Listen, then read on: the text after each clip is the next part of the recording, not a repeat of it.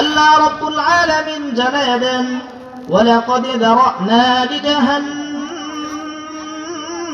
কাসীরা, আমি আল্লাহ জাহান্নামের জন্য অধিকাংশকে বানিয়েছি।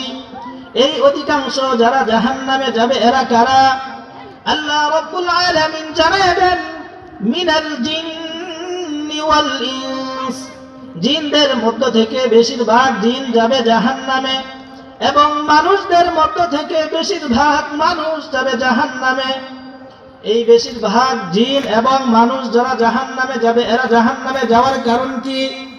আল্লাহ রাব্বুল আলামিন এরা জাহান্নামে যাওয়ার তিনটা কারণ বলেছেন। তিনটা কারণ বলার পর আল্লাহ রাব্বুল আলামিন আয়াতের শেষ দিকে বলেন, উলাইকা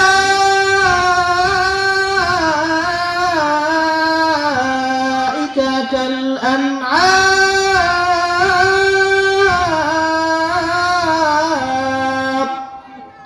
যারা জাহান্নামে যাবে এরা জানোয়ারের মতো।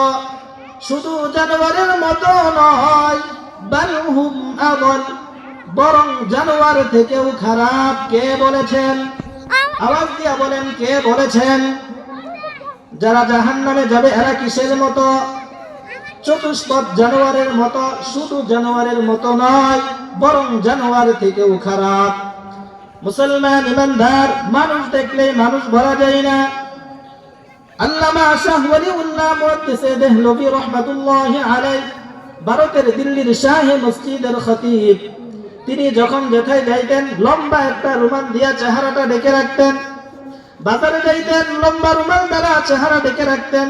ওয়াজের ময়দানে যাইতেন লম্বা রুমাল দ্বারা চেহারা ঢেকে রাখতেন। নামাজ পড়াইতে যাইতেন লম্বা রুমাল দ্বারা চেহারা ঢেকে রাখতেন। মোট কথা, যখন তিনি যেথায় যাইতেন লম্বা রুমাল দ্বারা চেহারাটা ঢেকে রাখতেন। এই অবস্থা থেকে উপস্থিত লোকজন বারবার প্রশ্ন করতে থাকে, হুজুর, উলামায়ে কেরামের জবানে শুনেছি,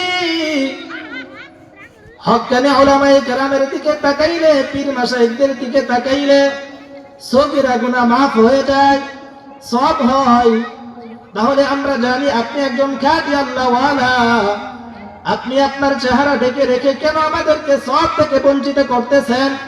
লোকজন যখন বারবার একই প্রশ্ন করতে থাকে, একবার আল্লামা শাহ ওয়ালিউল্লাহ মুহাদ্দিসে দেহলভী রাহমাতুল্লাহি আলাইহি একজন প্রশ্নকারীর মাথায় হুজুরের মাথার রুমালটা খুলে দিয়ে দিলেন।